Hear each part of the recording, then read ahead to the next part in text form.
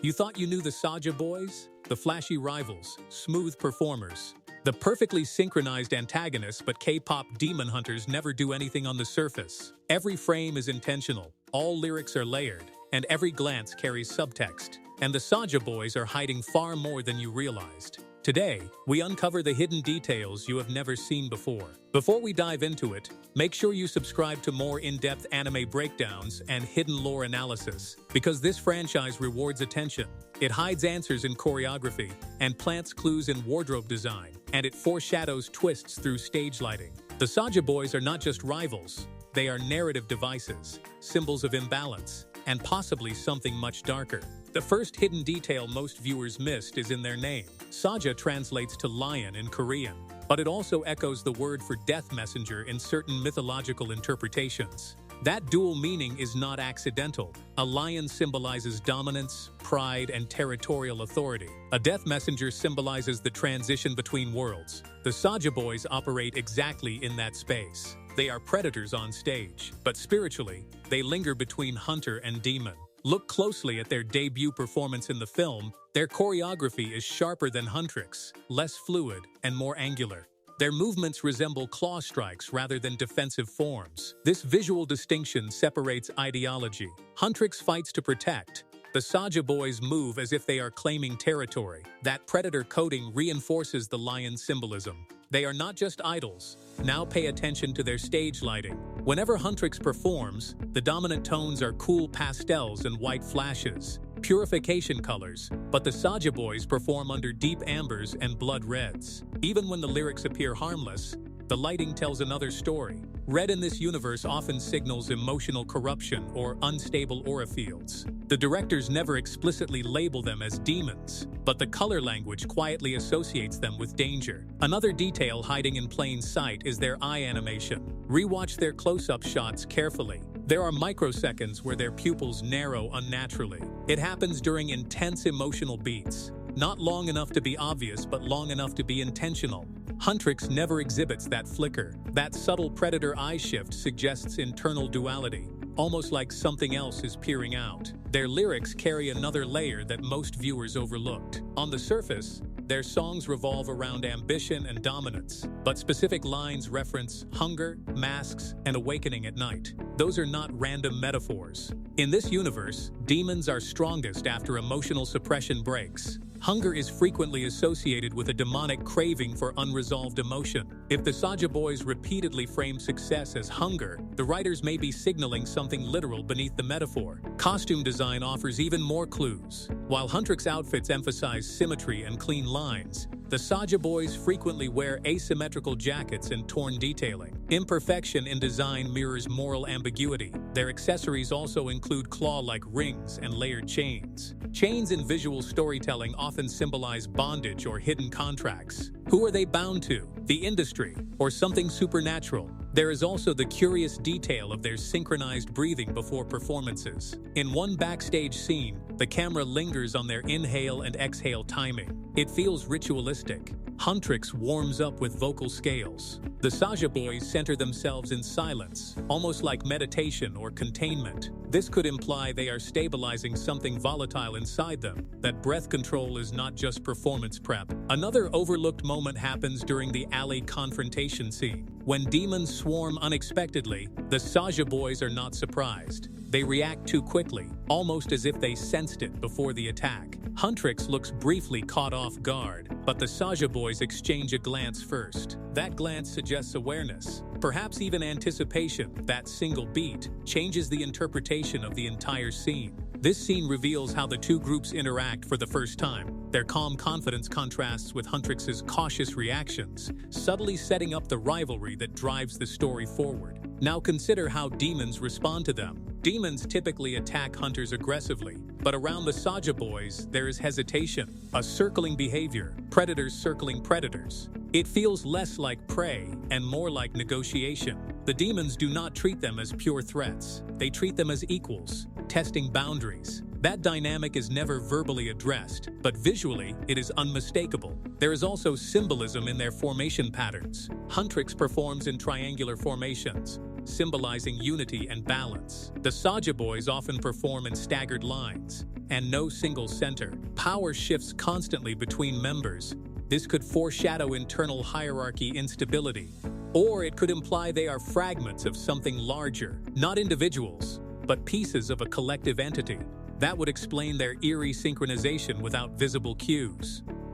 Their leader's pendant deserves attention as well. It appears briefly during a close-up in Episode 3. The symbol resembles an inverted flame. Flames in this universe typically represent purification. An inverted flame suggests corruption of that concept. Purification turned inward, destruction disguised as cleansing. If that symbol becomes important in the sequel, this early shot will look like deliberate foreshadowing. The most chilling hidden detail is in their smiles, not the exaggerated stage smiles, but the small, knowing ones during quiet scenes. As if they know something Huntrix does not. As if the balance of power is temporary. That confidence hints at long game planning.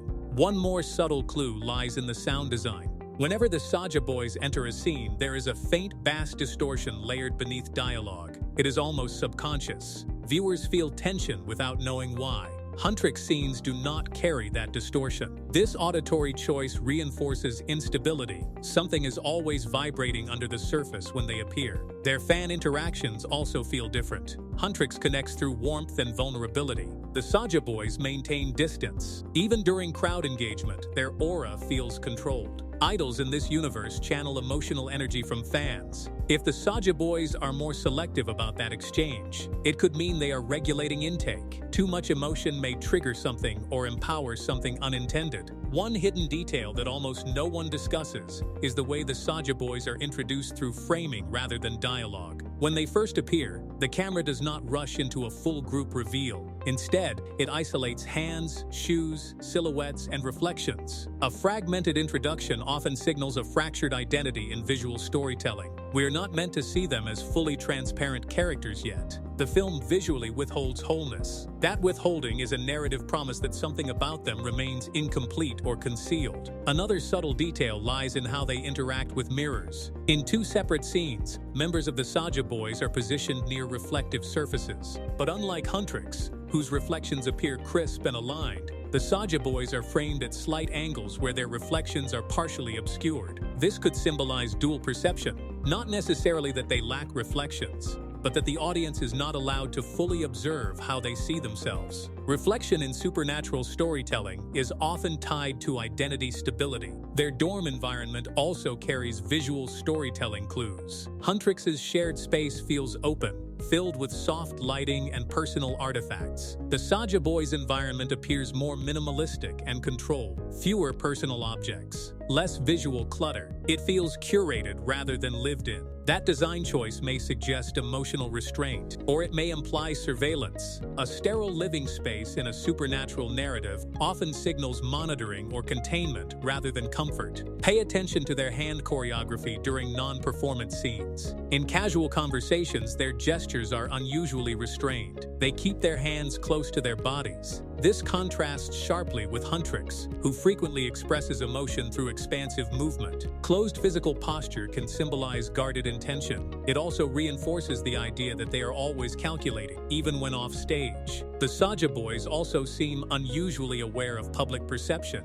In one press interview scene, a member subtly corrects the phrasing of a question before answering. It is not confrontational, it is controlled. This suggests media literacy far beyond typical idol polish. They are not reacting to narratives, they are shaping them. That level of awareness implies long-term planning rather than spontaneous rivalry. We see another fascinating detail in how they handle silence. Most idol groups fill awkward moments with humor or banter. The Saja Boys allow silence to linger. They do not rush to fill empty space. In cinematic language, comfort with silence often signals power. They do not need noise to assert presence. Silence becomes a form of dominance. Look at their rehearsal style. Unlike Huntrix, who train collectively in visible formations, the Saja Boys sometimes practice individually before converging. This indicates strong personal discipline before unity. It suggests that their synchronization is not purely emotional resonant. It is a technical precision built independently. That difference could matter in future confrontations. Another overlooked clue is in their reaction to praise. When fans scream their names, they smile, but the smiles fade quickly once they turn away from the crowd. not into irritation, into neutrality. It feels as if external validation does not anchor them emotionally. In a universe where emotional amplification fuels abilities, emotional detachment becomes a defensive mechanism. The editing rhythm around their scenes is also distinct. Their moments are cut slightly faster than Huntrix scenes. The pacing feels tighter, more controlled. That editing language subconsciously positions them as unpredictable. Faster cuts increase viewer tension, even if the content itself is calm. There is also the matter of how authority figures treat them. Managers and executives in the film speak to Huntrix with warmth and protective caution. With the Saja Boys, the tone feels transactional. Performance metrics are emphasized. Results matter more than emotional well-being. This could indicate that the industry views them as assets first and individuals second. That pressure may shape how they internalize identity.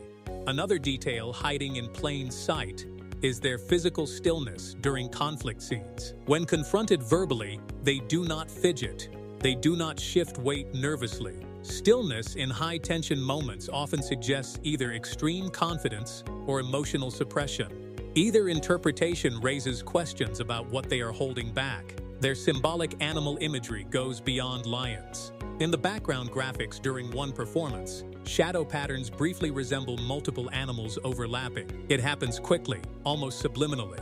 This layering of imagery could imply multiplicity. They may not represent a single archetype, but several combined forces operating in harmony. The color contrast within their wardrobe is also interesting. While Huntrix outfits transition gradually between tones, the Saja Boys frequently wear stark color blocking, sharp contrasts rather than gradients. This visual choice reinforces division rather than blending. It may foreshadow a narrative split within the group itself. Another subtle detail is how they respond to physical contact. When fans reach out, they accept it briefly, but withdraw quickly. The contact never lingers. In a universe where touch can transfer emotional energy, limiting physical interaction could be a conscious boundary. They may understand something about emotional exchange that others do not. Their leadership dynamic is also worth examining. Unlike Huntrix, whose leadership feels openly acknowledged, the Saja Boys operate with a quieter hierarchy. Instructions are sometimes given through eye contact rather than verbal cues. That nonverbal command structure implies deep trust or long-term conditioning. There is also a recurring motif of doors in scenes involving them. Doors closing, doors partially open, hallways narrowing. Transitional spaces dominate their visual presence. Transitional imagery often symbolizes characters who exist between states. Not fully one thing, not fully another. Their reactions to supernatural artifacts differ subtly as well. When exposed to aura-infused objects, they show curiosity rather than discomfort. They study them closely, almost academically. This intellectual approach to the supernatural sets them apart from Huntrix's instinctive reactions.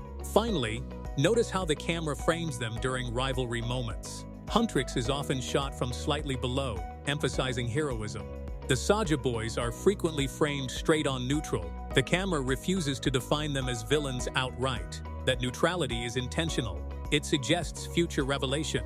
They are not simple antagonists. All these details together build one possibility. The Saja Boys are not just competitive idols. They are either partially demon-aligned or unknowingly connected to a larger supernatural structure. Their symbolism aligns with duality, predator and performer, human and something else controlled and barely contained. If K-pop Demon Hunters 2 explores this thread fully, the Saja Boys may shift from rivals to central catalysts, not evil or innocent, but essential to redefining what hunter and demon truly mean. And when that truth surfaces, every hidden detail you just learned will suddenly make terrifying sense. If you enjoyed uncovering these hidden layers, subscribe for more deep breakdowns. Which Saja Boy do you think is hiding the biggest secret? Drop a comment below. And do you believe they are hunters, demons, or something in between? The next season is about exposing everything.